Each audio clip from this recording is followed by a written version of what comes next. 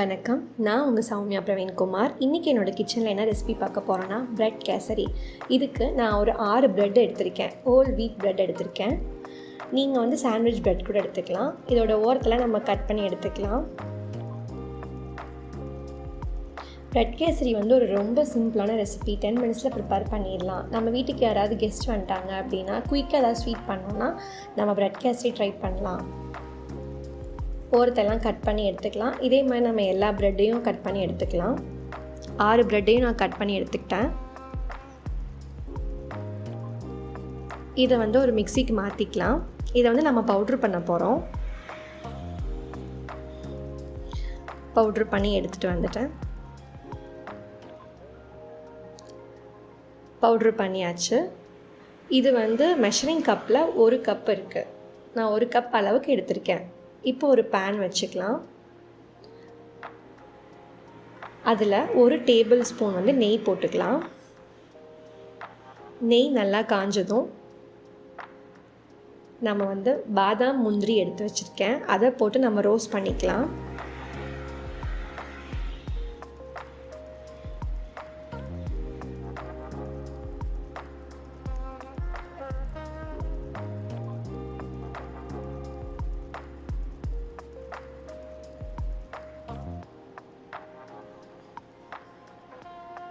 இது ரோஸ்ட் ஆனதுமே நம்ம தனியாக எடுத்து வச்சுக்கலாம்.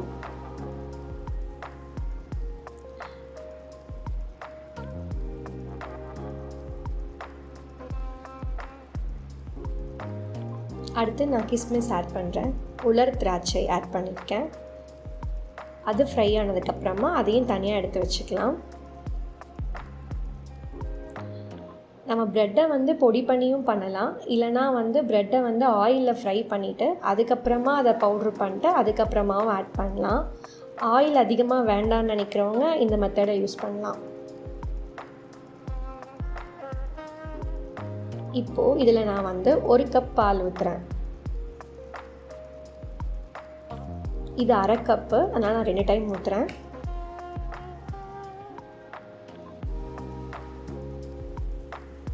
இது பாயில் ஆகிற வரைக்கும் கொஞ்சம் வெயிட் பண்ணலாம்.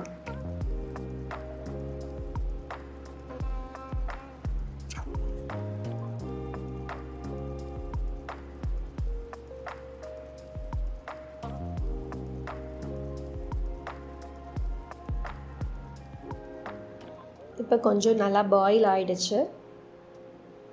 இந்த டைமில் நம்ம வந்து நான் 2 ஏலக்காய் தட்டி வச்சுருக்கேன், அதை ஆட் பண்ணுறேன். நீங்கள் ஏலக்காய் பவுட்ரு கூட ஆட் பண்ணிக்கலாம். நான் அரை கப் சுகர் ஆட் பண்ணுறேன்.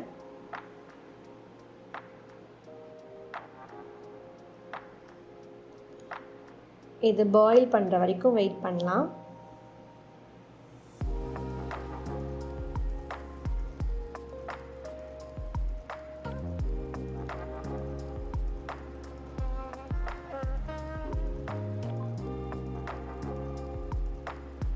இப்போ நம்ம பவுட்ரு பண்ணி வச்ச ப்ரெட்டு அதை வந்து எடுத்துக்கலாம். 1 கப் நான் எடுத்திருக்கேன்.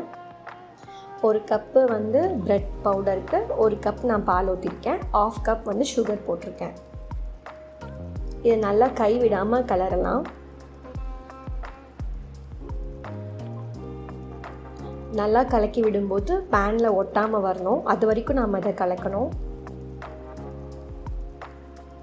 ரொம்ப குயிக்காக செஞ்சிடலாம் இந்த ரெசிபி.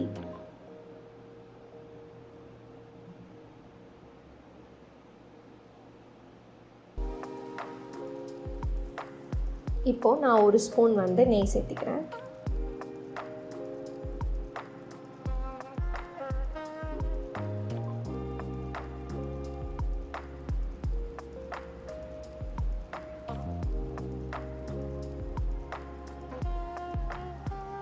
பாருங்கள் எப்படி ஒட்டாமல் வருதுன்னு.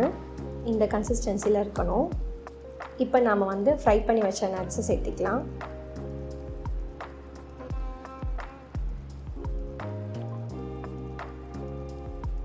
இது நல்லா மிக்ஸ் பண்ணிவிட்டு எடுத்து சர்வ் பண்ணலாம்.